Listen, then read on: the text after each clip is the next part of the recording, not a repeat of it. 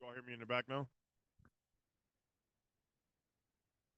Good evening, everyone. The March 19th special meeting of the Community Commission for Public Safety and Accountability is called to order at 6:18 p.m. We'll begin with the call by establishing a quorum. Commissioner Gottlieb, Commissioner Drivers present, Commissioner Minor, Commissioner Ruby Navarrijo, Commissioner Terry, Commissioner Wortham. With 5 out of 6 members of the Community Commission for Public Safety and Accountability present, we have a quorum and can conduct the commission's business. We'll begin with starting the listening session, and for that, I will pass it to Commissioner Wortham and Commissioner Gottlieb.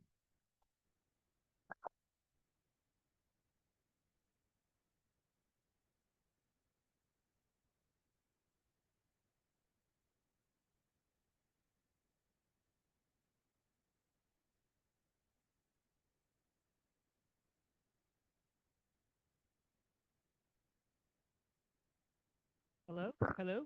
Okay. All right. Good evening, everyone. Thank you all for your patience. Again, we are going to, as Commissioner Driver said, start with the listening portion of the evening. To do so, we just wanted to give a little bit of foundational information. As you all know, this is a hearing about traffic stops. So we just wanted to give a little bit of information about current Chicago Police Department policy. Again, not going into too much detail, but just giving you some basics to frame the beginning. Traffic stops currently are covered by several policies that focus on how police cite traffic violations, traffic court procedures, traffic stop documentation, and data collection. These policies include 2 special orders. The first is the Illinois Traffic and Pedestrian Stop Statistical Study, and the second is the Traffic Court Citing and Scheduling special order. CPD also has policies that cover just basically and broadly how police and community interact and in encounters, which include, of course, traffic stops. 2 policies. These policies include 2 general orders and 1 special order. First, the Protection of Human Rights Policy, the prohibitions on racial profiling, other bias-based policing, and the investigatory stop system. For your reference, all of these are available on the Chicago Police Department's website if you'd like to look into them for further details. The Chicago Police Department is also working on developing policies and training that will guide, again, the interaction between the Chicago Police Department and community in these interactions we're talking about, which of course include traffic stops. And those policies will take place as soon as the training on all of them has. I think that's what I have on that. So again, all that information is available online if you'd like to look into it in further detail. We just wanted to start with a little bit of that basic information based on our experience at previous listening sessions to ensure that you have all the information necessary to proceed with your thoughts on these. All right, Mr. Gottlieb. Thank you so much, Commissioner Wortham. We're here tonight to hear from you. We request that speakers provide public comment specifically related to traffic stops, traffic stop policies, or traffic stops policy, and traffic stops experiences.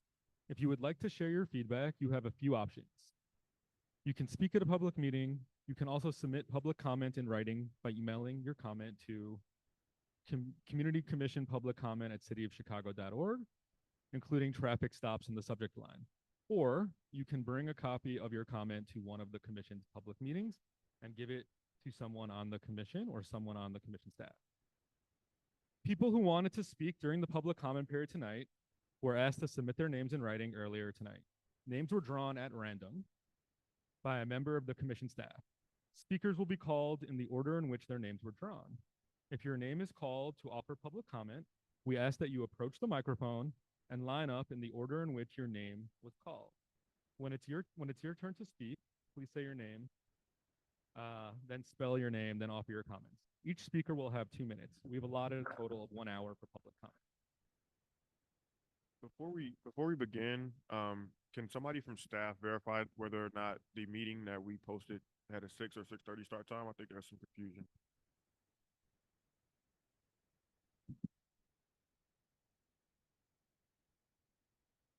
That's important for the public notice. Is it 6, Nikki?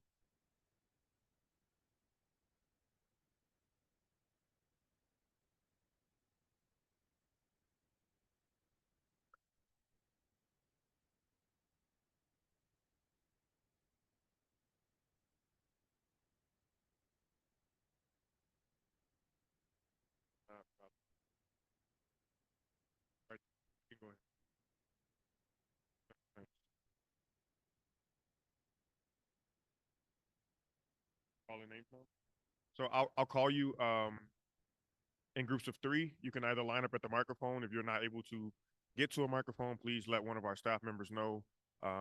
Get someone's attention. We'll bring one to you. The first speaker is Ali Longbottom, followed by Maya Simpkin, followed by John Catanzar Jr.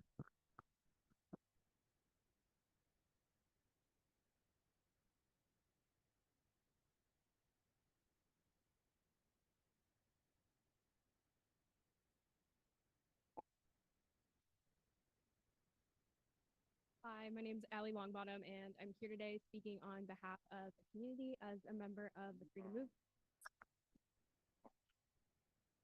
I don't know how much closer I can get. Is that better? Okay. My name is Ali Longbottom. I'm here to speak on behalf of the community as a member of the Freedom Move Coalition and Chicago Appleseed Center for Fair Courts to advocate for an end to pretextual vehicle stops. I'm glad the CCPSA has had so many hearings on traffic stops to make decisions that take into account the voice of the community. At the last hearing I attended, we heard from a man who had just been discharged from the hospital after experiencing police brutality during a traffic stop. What I hope the CCPSA sees and what the Freedom Move Coalition and Chicago Appleseed are finding is supported by data is that this man's story is not uncommon. We know that pretextual stops are more likely to create a dangerous situation for the person in the vehicle than they are to result in the seizure of a weapon or illegal contraband. Less than 1% of pretextual stops lead to firearm recoveries, and only 2.2% lead to arrest. This is extremely inefficient for a practice that is supposed to increase public safety. So many of the community members attending these hearings have attested that these traffic stops make them feel less safe. And the data shows us that most of these stops are for minor infractions that do not threaten road safety. In fact, nearly half of all traffic stops last year were for minor issues like registration violations, not dangerous driving. We urge CPD to stop wasting time on traffic stops that do not make us safer. Accordingly, we urge the CCPSA to be accountable to making policy decisions with the community's autonomy in mind.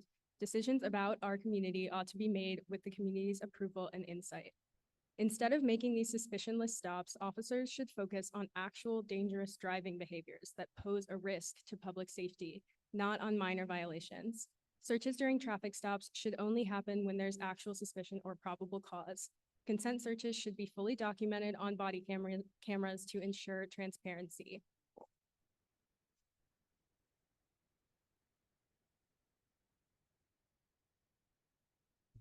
Hello. Hey, I work with Ali at Chicago Appleseed Center for Fair Courts. My name is Maya. I'm going to reiterate a lot of what Ali has said and support that. We're a community-driven advocacy organization. We use mixed method research approaches to interrupt cycles of poverty, mass incarceration, and racial injustice inherent to the legal system. We're also a part of Freedom Move and are excited to carry on the advocacy work of reforming Chicago's traffic stop policy. We really want to ensure that CCPSA does not finalize any draft policy without true community approval. This commission was Can you established. hold for 1 second?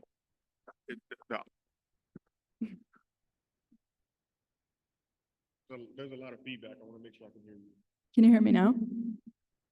It's just like a bad echo, and I'm wondering if it's because of this microphone. Hello? Better? Okay, cool. So as I was saying, we really want to make sure that all draft policies have community approval. This commission was established to ensure that those most affected by public safety policies have a direct role in shaping them. Not everyone is impacted equally by traffic stops, and we hope that CCPSA prioritizes those voices. Issuing a policy proposal without consent or feedback from the community would be a huge disservice to the work y'all are doing here with these listening sessions.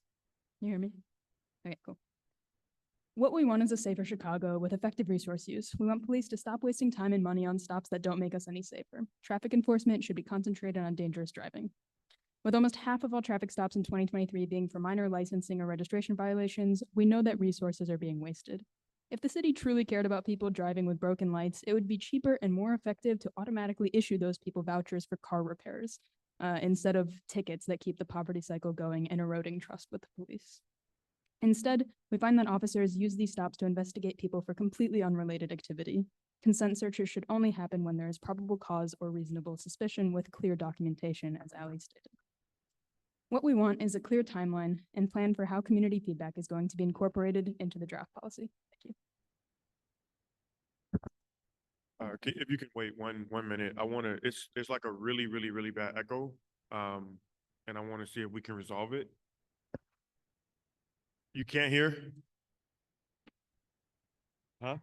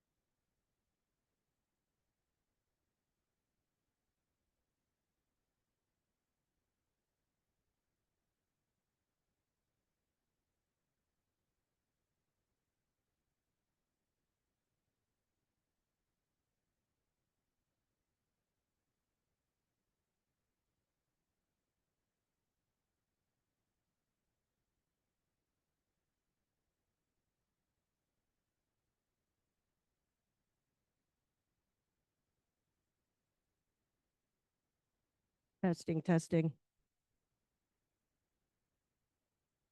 Hello? Hello? Testing.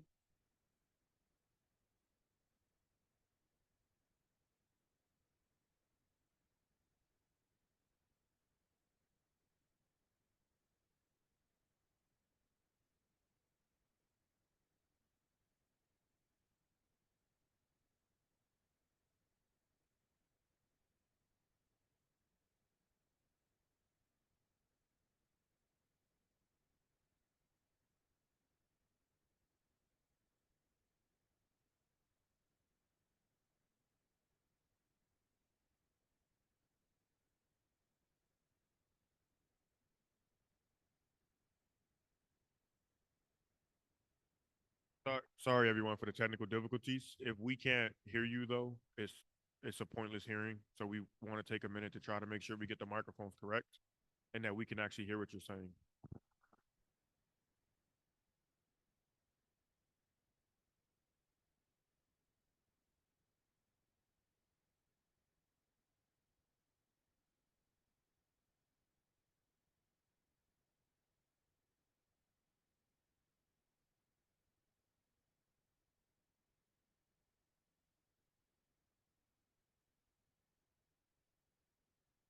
Testing, testing.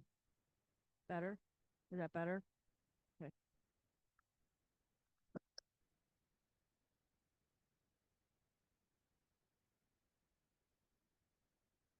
Good evening. I'm sure it's going to come as no mystery that I am 100% against any changes to the policy, but I feel the need to educate some people in this room. If you have an issue with pretextual traffic stops, equipment violations, registration issues, then I suggest you fight the legislature down in Springfield to have those statutes removed from the books, either there or in City Hall. That's where you start, not here. The laws are on the books for a reason. Politicians thought they were useful reasons to put them there, and the police are just enforcing that. Now, this nonsense basis that these pretextual traffic stops affect certain demographics more than others is just ridiculous. The reality is the highest murder rate in Chicago is on the west side of Chicago in the 11th district for 11 out of the last 14 years. The police are not going to stop an Irishman on the west side if they could even find one. Maybe at that point he might have drugs, but nonetheless, you're not going to find an Irish guy driving around the west in the 11th district.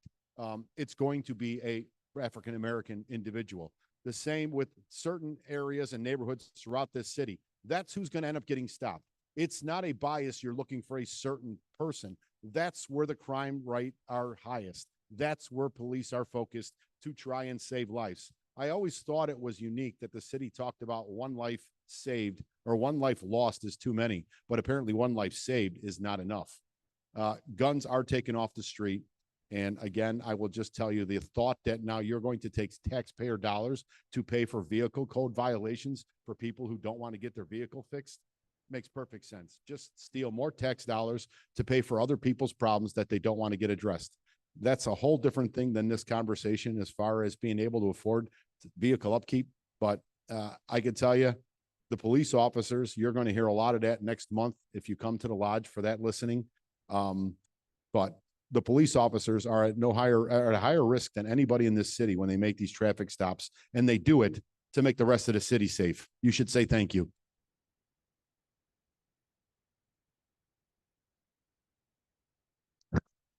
Our next three speakers are Jean Broussard, Carol Mangan, and Denise McBroom.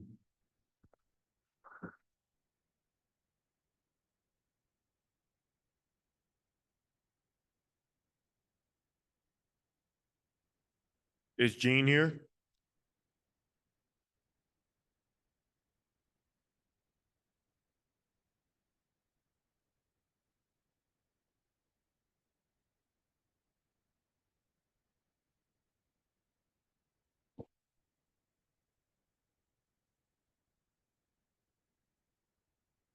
I'm just here in support of the police. We need to stop tying their hands for one. Traffic stops are essential for maintaining road safety and ensuring that drivers follow the rules of the road. These stops help deter reckless driving, impaired driving, and other dangerous behaviors that could lead to accidents or fatalities. Additionally, traffic stops provide an opportunity for law enforcement to address violations such as expired license or registration, ensuring that all drivers are legally operating their vehicles and contributing to overall public safety. By enforcing traffic laws, police play a crucial role in preventing accidents and promoting responsible driving habits and behavior.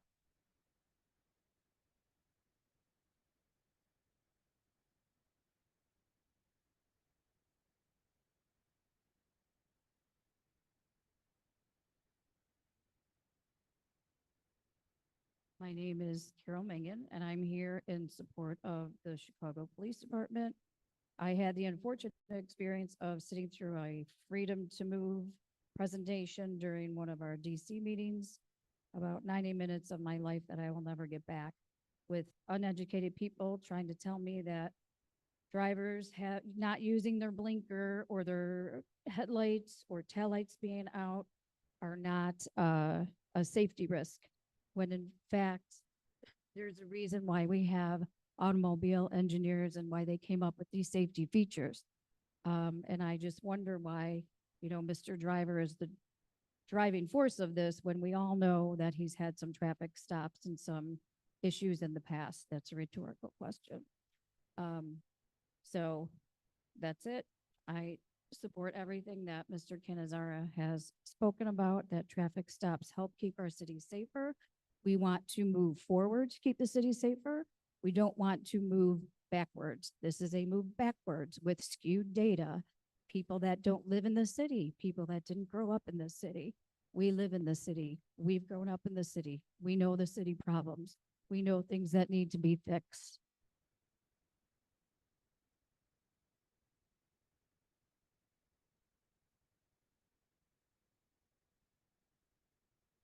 Hi, Denise McBroom. I have lived in Canaryville my entire life, so I feel I'm a good representative for this community.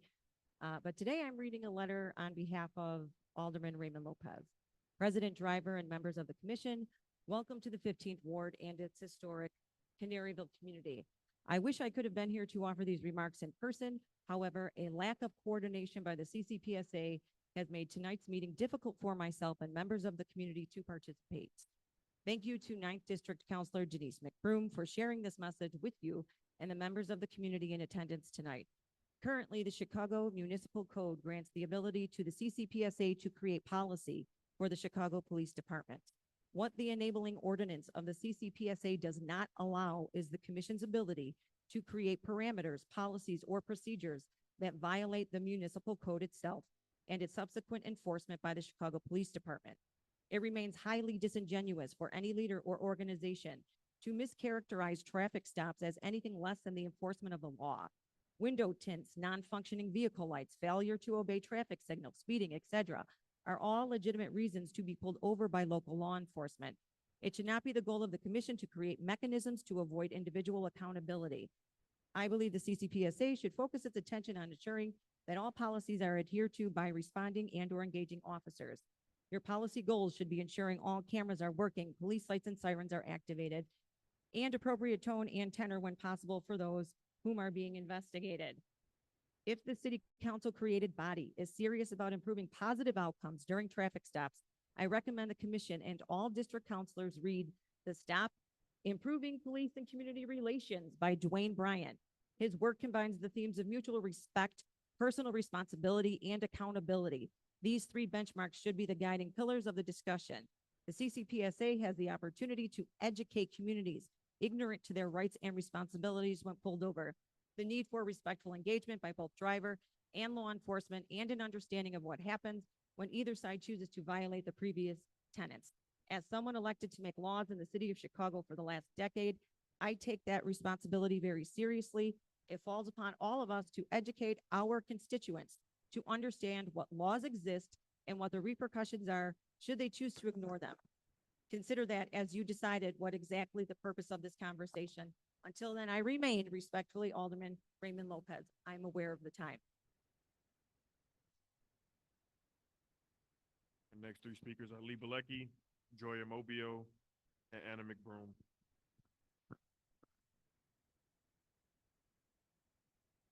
Good evening, Lee Bilecki, 22nd District Police Council. I'm here to talk about the issue of traffic stops. No doubt, anti-police activists, social justice groups like Impact for Equity, Free to Move Coalition will tell you that traffic stops are racist and that they harm the Black and brown communities. But let's dive into some facts.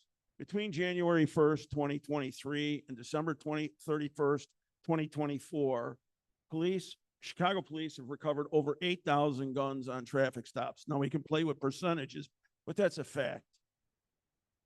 On traffic stops alone. Here in the 9th District, Chicago police officers have recovered 183 guns in 2023, 238 in 2024. The last traffic stop data posted by the Illinois Department of Transportation is from 2023.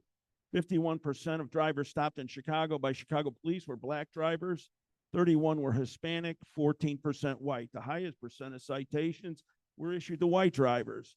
96% of all traffic stops resulted in verbal warnings. But let's dive into some other statistics.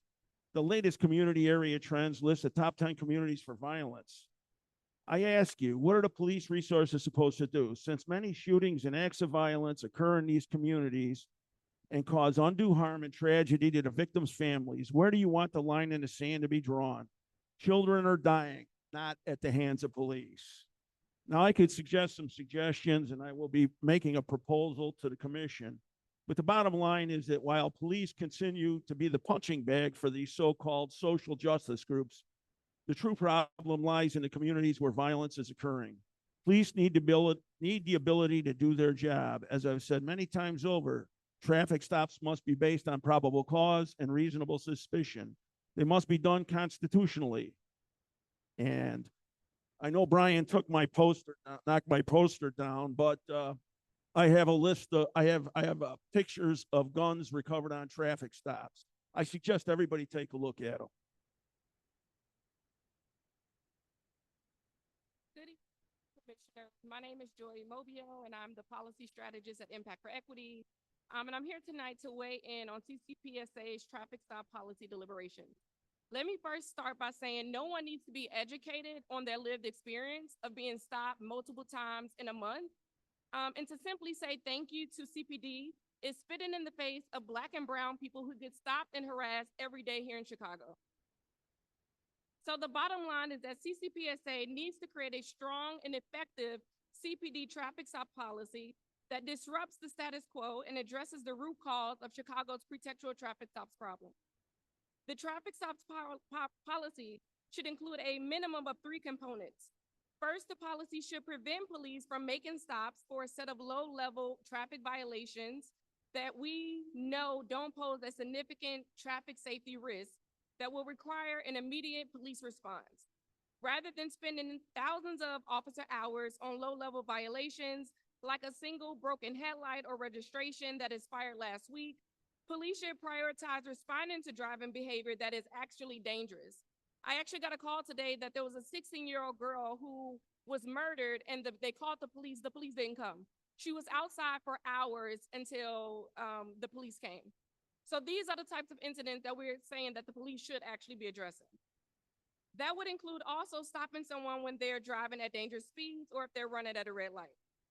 Second, the policy should end pretextual traffic stops, which means they should stop using traffic code violations as an excuse to stop someone to look for evidence of crimes that they don't have reasonable suspicion or probable cause for. Pretextual traffic stops take a needle in a haystack approach, stopping as many cars as you can in the hope that you'll maybe find someone of evidence of a crime. What community want is for police to focus their attention on actual suspicious activity. Our proposal to limit pretextual traffic stops would have no impact on police's ability to stop someone for robbery, carjacking, or any other investigatory stop. Lastly, I wanted to say that this issue does not need to be addressed in Springfield. This is why we created a Community Commission for Public Safety and Accountability. We want you guys to keep your power and introduce policy. And the last thing about this this board that they brought, the Office of Attorney General office has data that shows a lot of these guns that they're recovering are actually for technical violations and not because of serious crime. Thank you. An extra minute too? So everybody's clear in the audience. I'm the chair of this meeting. I didn't stop anybody from talking, and I haven't stopped anybody from talking. If you would have kept talking, I wouldn't have stopped you, but I'm chairing this meeting. This is my first verbal warning to you all. Please stop. If I feel the need to stop somebody from talking, I will do that. Our next speaker is Chiri Pomares. I hope I got your last name right. Dexter Reed would still be alive if we had a policy against pretextual stops. The police, the social justice movement is not using police as a punching bag. Police are a punching bag to the Black community. The Department of Justice found that they could not even stop themselves from brutalizing Chicagoans and violating the law during ride-alongs. Not even with the Department of Justice in the car could police behave. They are a danger to Chicagoans, and therefore, in the interest of public safety, police need to be kept away from citizens as much as possible. Dexter Reed would still be alive. There are so many others that would still be here. A broken tail light or something that needs to be fixed on a car is not enough of a safety violation to invite citizens into what we already understand is a dangerous problem.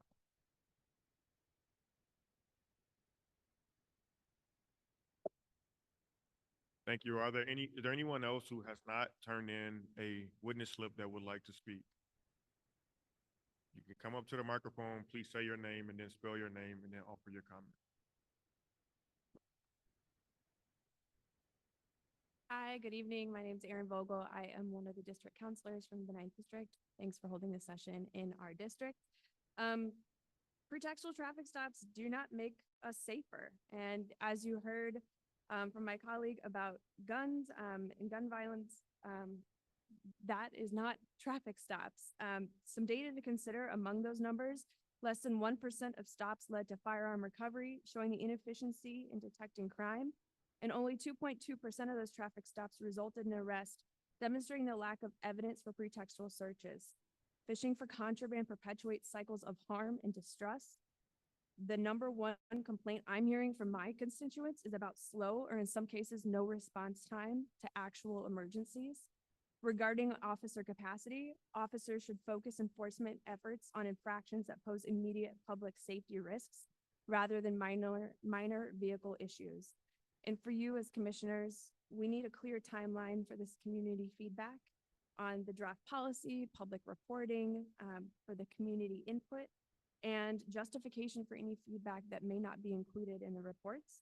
There has been a lack of communication to counselors and to the public as to what stage of progress that the commission is currently in, and what's being drafted, and really how our feedback is being incorporated. I look forward to hearing that information.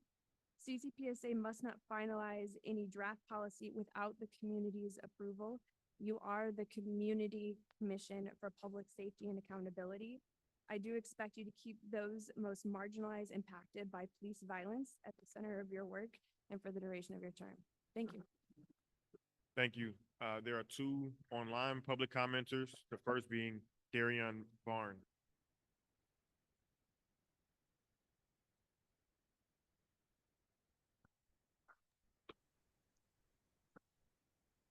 Hey, good afternoon. Can everyone hear me okay?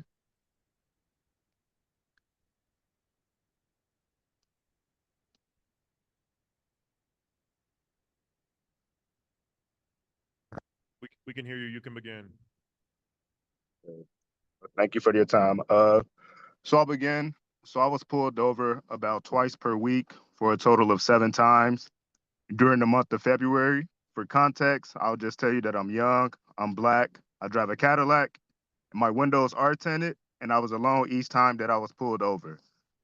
I'm known for staying calm. I roll all of my windows down, usually keep my hands at 10 and 2, and I ask to reach for my wallet. Yet each police stop made me become increasingly uncomfortable each time. Some of the stops were fast and they seemed routine. I was issued a warning and able to move on, while the more uncomfortable stops included me being able to step out of the car without consenting to a search. I was told that although legal, it is illegal to smoke and drive and have tents. While doing so, it can result in a DUI. But again, no time was I actually caught doing this while driving. And of the 7 times that I was pulled over, only 1 actual ticket was issued. The most uncomfortable, however, was an extremely detailed search, including 3 squad cars and 6 officers blocking me in. 3 officers surrounded me, and 2 others searched my car for over 20 minutes, even checking the area where my spare tire sits. I expressed how I was becoming more anxious because of the over-policing, and not because that I thought that they would actually find anything. 1, they asked me if I was taking medicine for that anxiety, and in addition to the search, that line of questioning made it feel like a more targeted investigation instead of a random traffic stop.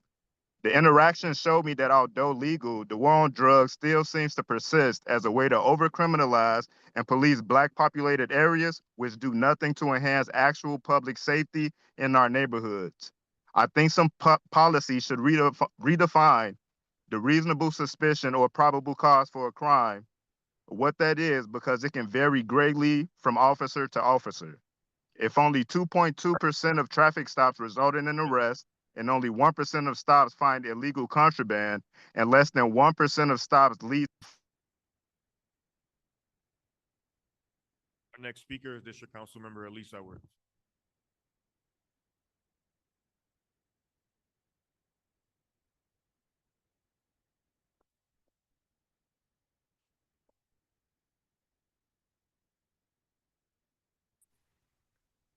Okay, can you hear me now? Can hear you. Okay, great. So my name is Elise Edwards. Thank you so much for allowing me to speak publicly. I am going to talk about one situation with a community member I've talked about before. A pillar of our community's son was coming home from work. He works in construction, parked in front of his home. He had his lights on. He was bending over in his car to pick up his bag and go in the house. And when he got up from that position of bending over in his car, there was an officer out there telling him to get out the car. They told him that they were basically asking for his ID because he had his car lights on while the street lights were on. And it's a bogus, I would say pretextual stop. They were asking him to get out the car. He felt uncomfortable. And they said if he doesn't get out, that they were going to bust the window. They were going to drag him out the car. He finally did get out. They tossed his car, found absolutely nothing. And so for those who think that this is just us being ridiculous, the stop was ridiculous. He had to go to court, and the court actually threw the case out. It was for zero reason, even asking for a white shirt to come to the scene. They backed up the bogus stop. So there could have been a scenario where the officers could have maybe introduced themselves to him, maybe created some kind of friendly conversation, but they instead decided to do a pretextual traffic stop and cause some anxiety on him. The second thing that I wanted to say is Darion, who just spoke, is a personal friend. I actually know him, and I was enraged when I found out he had been stopped so many times, as calm, cool, and collective as he is. So when you say that we are in the Black community just being, I don't know what the right word is, someone who just said, what we're trying to do is keep the community safe. It really doesn't keep us safe if you're pulling us over with a lot of anxiety. It causes PTSD, and it could cause unsafe results. And we're asking that you only pull people over that actually wrap up pose your a threat comments. to We the have to community. stop. That concludes all of our virtual speakers. Is there anyone else that's in the audience that did not turn in a witness slip that would like to offer public comment before we close out the public comment portion of this program?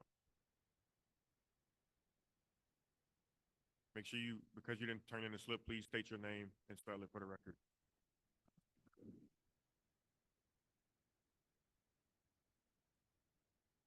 Name is Jackson Patton, JackSonPatton. I live on the west side, and I would like to encourage people to read traffic stop policies from police districts other than Chicago that have virtually banned pretextual traffic stops by eliminating pulling people over for low-level civil offenses. It can be done. It's not radical, and it actually contributes to community safety. Thank you. Thank you. Last call before we end this section. We will now move into, that concludes our public comment portion. Good evening. My name's Anthony Crawford. I think it's weird that people think not having your tail lights working is a minor thing. I ride a motorcycle. When I'm coming up on a car and it doesn't have tail lights, I'm assuming it's in motion. And then when it turns out not to be in motion, I've had many friends who've run into the back of cars, end up paralyzed or worse. The same when you have a vehicle coming at you and it only has one light, you assume that it's something small, like another two-wheel vehicle, only to find out at the last minute that it's a four-wheel vehicle and it doesn't have both of its lights working. And now you're in the middle of it and you get hit by it. I don't know who everybody thinks is supposed to stop and tell these people that they need to get their car fixed. A civilian can't do it because these kids will kill you. So it has to be the job of the police. It's not a small thing to not have your car functional. It's a vehicle that weighs several tons and you're moving it at high speed down the street. You need to have someone let you know that it's not functioning correctly, and that needs to be a person who has the authority to enforce that. Maybe what we need is fix-it tickets like they have in California. If you get the thing fixed in a certain amount of time, they waive the ticket. But to get rid of it wholly just puts people at risk. But apparently people nobody cares about. Thank you. Thank you. This concludes the public comment period of our special meeting. We will now offer commissioners 5 minutes each to share their perspective on proposed traffic stop policy.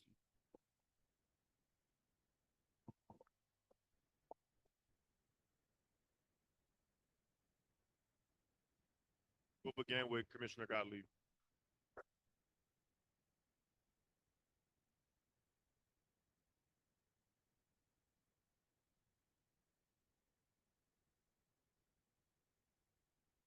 Can you hear me?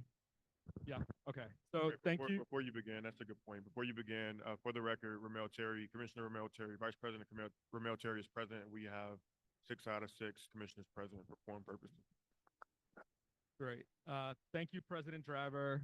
I'm very pleased to have the opportunity to speak with you all today and to make very clear where I stand on traffic stop policy. I've been thinking about this issue for a very long time. I've engaged with countless community members and analyzed many studies that have examined what happens in other places when traffic stop policies change. The evidence provides a clear picture of what to do. It is clear that traffic stops are a remarkably ineffective and inefficient way to fight crime. It is also clear that prioritizing low-level traffic enforcement places officers at greater risk of harm and hinders the ability of officers to enforce traffic laws like speeding that actually keep us safe. For these reasons, I unequivocally support the following. 1, substantial restrictions on the use of consent searches.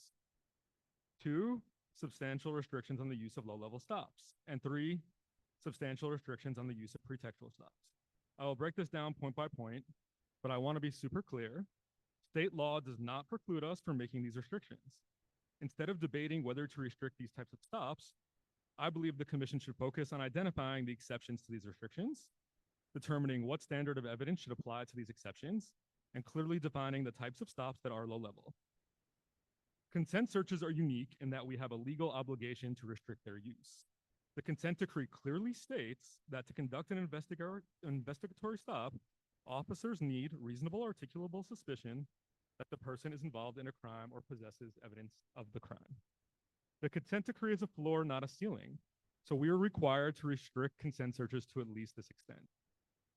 I believe we should restrict consent searches to serious crimes and that we should look at whether reasonable articulable suspicion is a rigorous enough evidentiary standard for vehicle searches. In addition to restricting when consent searches are done, we also have an obligation through the current Fourth Amendment policy to place guidelines on how these consent searches are conducted. Specifically, we must require officers to communicate in procedurally just ways, to treat individuals with respect throughout the duration of the stop, to make stops no longer than necessary, and to have body-worn cameras turned on so that the incident is recorded. In the case of pretextual and low-level stops, we do not have the same legal obligation as we do with consent searches, but the evidence and logic makes it clear that we must treat them in exactly the same way. There's no reason why officers should be permitted to conduct a traffic stop for the purpose of investigating a crime unless they have evidence that this person was involved in that crime. There is also no reason for an officer to stop someone for a low-level offense unless they have evidence that this person committed a serious crime. In the end, in the exceptions where pretextual or low-level stops need to be conducted, officers absolutely should be required to communicate in ways consistent with procedural justice, to treat individuals with respect throughout the duration of the stop, to make the stop only as long as is necessary, and to have body-worn cameras recording the incident. We have an incredible opportunity here to create a policy that improves the lives of many people. An effective traffic stop policy guided by evidence and community input can help build trust between the police and the communities they serve, improve road safety, and make the work of officers safer. Given these stakes, I will only be able to support a traffic stop policy if it, 1, substantially restricts the use of consent searches, 2, substantially restricts the use of pretextual stops, and 3, substantially restricts the use of lower level stops. In closing, I want to thank all the community members and advocates who raised the alarm on this issue. Thank you for pushing the commission and others in the police accountability space to address the harm that current practices are causing. Thank you so much.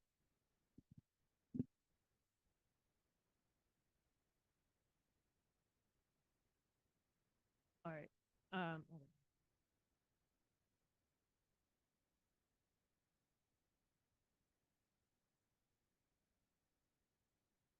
Okay, good evening, everyone. So my perspective on the issue of traffic stops is really framed by the same reasons that I joined this commission in the first place. So I'll start with those. The reason I was interested in serving on the commission is because I believe that everything in our city flows from our ability to be safe. Public safety is the chief concern, in my opinion, for everything else that we're able to do, business, education, et cetera. And we have a public safety crisis here. So I say that to say I believe that the Chicago Police Department is a vital partner in ensuring the public safety of Chicago. I do not believe that we can do it without them. To that end, I see members of law enforcement just as I see teachers or doctors or lawyers or sanitation workers. I see them as professionals. I see them as people whose experience and training and education should drive the policy for the work that they do. That said, when I think about traffic stops, I think of them as a tool, one of many tools that members of the Chicago Police Department have to, yes, one, enforce the law, because that is their job. We are all bound by laws. And two, to serve our communities, to keep us safe. And so I am not inclined to support any policy that restricts the ability of the Chicago Police Department to enforce law. Let me be a little bit more specific. If we're talking about limiting certain types of stops, the way I see that is that it is taking away or disregarding, yes, the education, experience, training of officers on the ground. It takes their eyes away. You know, it's easy for, I think, people outside of law enforcement to decide what should and shouldn't be done. But I think that that's a difficult prospect when you've never done the work.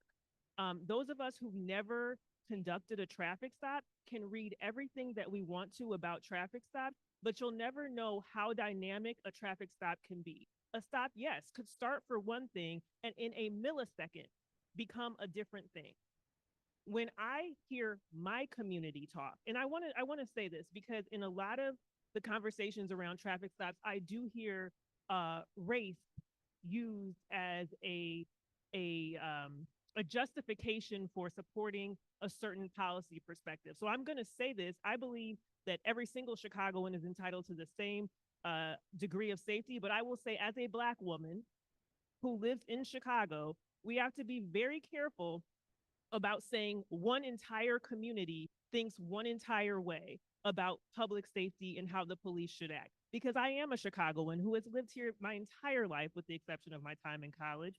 And I don't hear some of the things that I hear about what the Black community wants. So I think that if we're going to have respectful conversations, we have to acknowledge that just like on any other issue, there is no one racial community that's a monolith.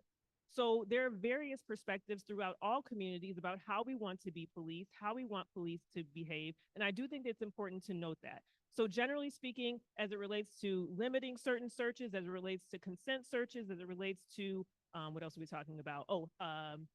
Handcuffing, all sorts of behavior that could occur during traffic stops. My general opinion on these things is we need to respect the ability for police to do their job. Yes, lawfully, respectfully, constitutionally, so that both parties are respected, the police and the citizen. But I am very, very concerned about being so prescriptive that we take away the discretion that we pay police to train for, to have, to understand, so that they can keep both the public safe and themselves. I will say I am very concerned about officer safety issues as it relates to a traffic stop policy. We know that traffic stops are one of the most dangerous things that officers do. We have seen that. And I'm also concerned about the public.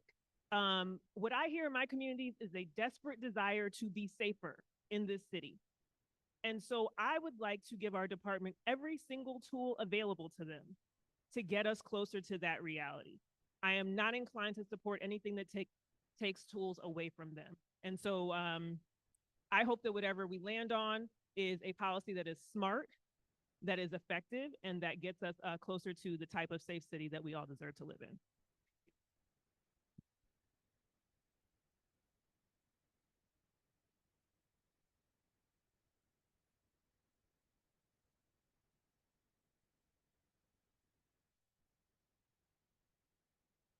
Thank you, everyone. I've also thought a lot about this issue.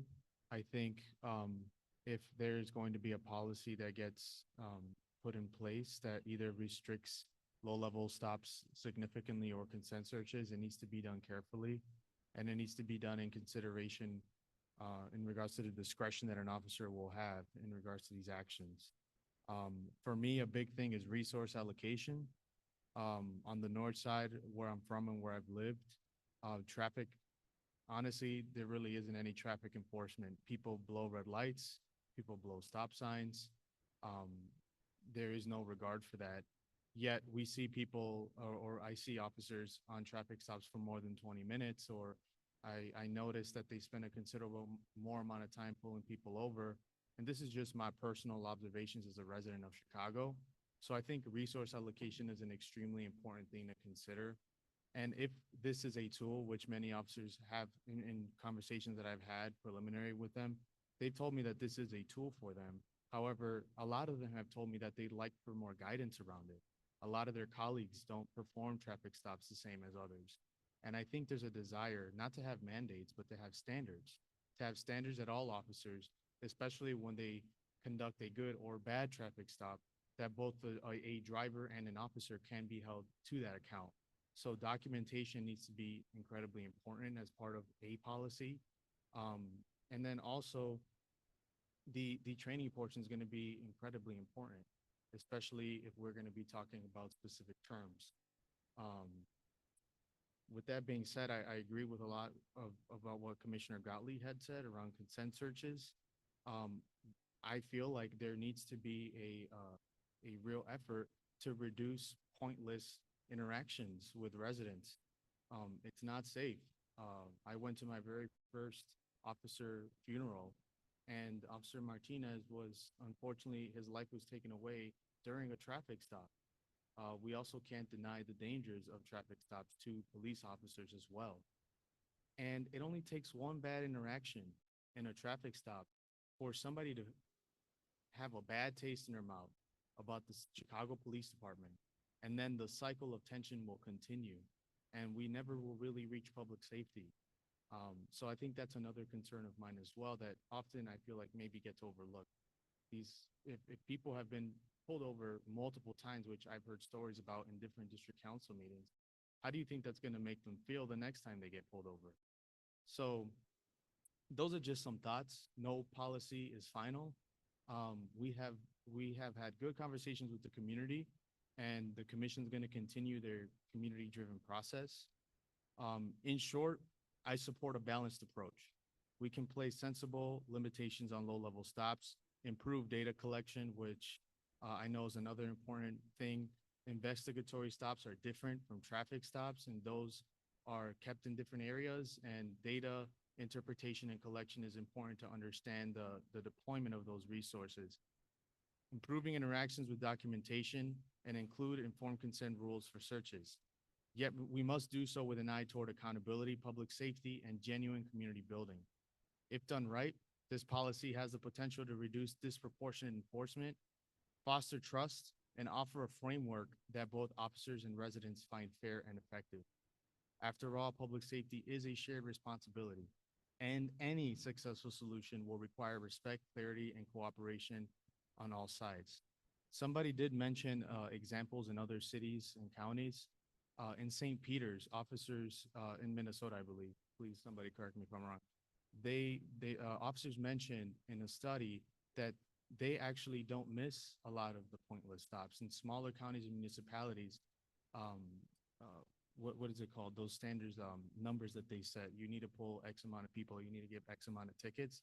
They actually don't miss doing that, and they enjoy looking for actual public safety threats, like swerving on the road, or lights, or what do they call them? Ghost cars nowadays, driving without lights. So I don't think it's about creating mandates. I believe it's about creating standards. And so the commissioners have touched on a lot of points. And with that, I yield my time. Thank you very much.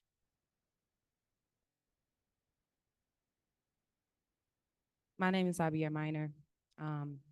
I want to just clearly, at a high level, talk about my position on traffic stop policy. I believe that we need to clearly define pretextual stops in whatever policy we come up with. I believe that we need to have a restriction on the practice of pretextual traffic stops. I believe we need to have a restriction on all uses of consent searches. And I believe we need to prohibit stops for low-level traffic and non-safety oriented infractions, also referred to as pretextual traffic stops, but I also want to make sure that I am specific in my distinction. I've heard through public comment a few community members calling for us to be more transparent about the policy and what they want to see in a policy. Oh, okay. Can you all not hear me very? Okay. I hope you all can hear me a little bit clearer now. So I've heard through public comment a lot of folks asking about wanting the opportunity to weigh in on a finalized policy. One of the things that I really want to address and talk about is an internal challenge that I've been having, and I know I have not been alone in this challenge, but some of the issues or some of the challenges to community engagement under the current consent decree process, that we are walking into right now to draft this policy. So far, we've noticed that there has been a prohibition of releasing the policy, right, for feedback. I remember when we originally did our pretextual traffic stop policy hearing, we heard from all of these various communities throughout the country who created some kind of pretextual traffic stop policy. And they talked a lot about the community engagement process. They talked about releasing their policy months in advance and allowing community members to write their, to provide feedback, having these very intentional listening sessions, not just to hear folks' lived experiences, but also to allow folks to provide comment on what they want to see in a policy and what language they want to see in a policy. That is something that I would love to have happened in our space. And I'm really feeling a lot of tension that cannot happen because we are in the consent decree. I also am very challenged at the fact that we can't be very transparent about a timeline and what certain things look like in terms of like those internal negotiations, also because we're in the consent decree. I believe that good policy is made in collaboration with community. I believe in the reason why we are the community commission, and I would love to see community be at the center of this policy a little bit more than it currently is. And I understand that there are certain challenges that's outside the realm of our control, but I do know that if we followed our process as written for ordinance, this would take shape a lot differently. Nonetheless, I'm happy that we are here and we have the opportunity to provide our own feedback and talk about our perspectives, and so that you all can have a grounded understanding of some of the things that we are considering in the policy. And I look forward to future engagements like this. Lastly, I really wanted to address some of the comments that I've heard about violence in the Black community. It's so funny. Myself and another commissioner was bonding over the fact that we both had an experience where we almost got shot on 47th and Damon. I used to live on 47th and Honorary. I also had, to that point, I also kind of want to share a particularly troublesome experience that I had when I was younger, as we're talking about traffic stops and the prevention of violence. I remember being in Maggie Daly Park, where this man approached me and told me that he was going to do an on-the-spot job interview for me because I just looked so smart and articulate, and he overheard a conversation I was having with a friend. So I go over to this office building with him, thinking I'm going to have an on-the-spot interview, and he says, we're not going to take the elevator, we're going to go through the staircase.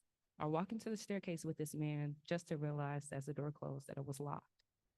This man then tried to assault me in that space. But luckily, because God is good, someone was coming down the stairs and I screamed out for help and I went upstairs and they let me out of that staircase. I called the police to report this man and to let them know that he was in that building. They never showed up. I was 16. This underscores a very troubling problem that exists in the city, a troubling problem that many of you mentioned tonight. I believe that the closest to the problem is often closest to the solution.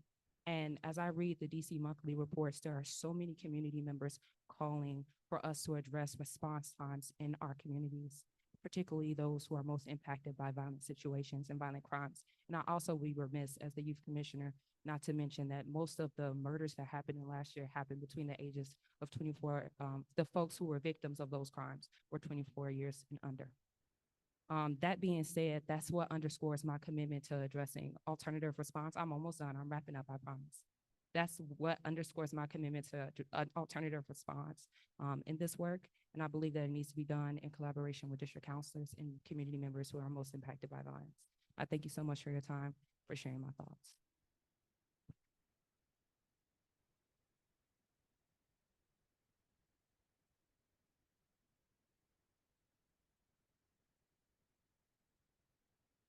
Are there any other commissioners that would like to speak before I close the meeting? With that, I'll close. I will not share my particular views on where I think this traffic stop policy will land.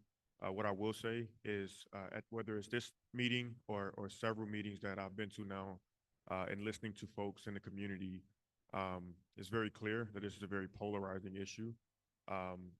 And I would like to ensure the public and everybody else that's listening that the role of the CCPSA is to create a policy that listens to the community, that travels across the city, that listens to officers, that listens to impacted people, that listens to experts, and that's what we have begun, and that's what we'll be doing. I'd also like to clarify, I think there were a few public comments that were addressed to me. I don't know who they were speaking about when saying that, you know, people aren't from Chicago. I am from Chicago. Both my parents and almost my entire family graduated from this school that we're now sitting in right now. They also mentioned that I was pulled over by the police 5 times last year. That is a very true thing. It's a real thing. Twice I was pulled over for not having a vehicle registration sticker. The first time I was pulled over was in January. I was unaware that I hadn't got it renewed. Didn't drive the vehicle again. I got back in the vehicle a week later to go to the Secretary of State's office after taking off work to go down there. And on the way to the Secretary of State's office was when I was pulled over the second time. There were 3 other times that I was pulled over. I say all that to say that when it comes to traffic stops, we have to find a balance between excessive traffic stops. As the superintendent has said multiple times, traffic stops are going down and gun arrests are increasing. And I also understand that I'm a person who has been a victim, who has been robbed in my own community in front of the building that I live in. So I absolutely understand the need to get guns off the streets. I stopped counting a long time ago how many friends and family members that I've lost to gun violence. So I do hear you. I do know that it's a tough job. It's hard to do, that you put yourself at risk during these traffic stops, but I also understand that the community feels at risk as well. So as the president of this commission, and I think I can speak for all of my fellow commissioners in saying that we work very hard to make sure that we create a traffic stop policy that the city of Chicago can be proud of. And with that, and there being no more further business before the commission, this meeting is now adjourned.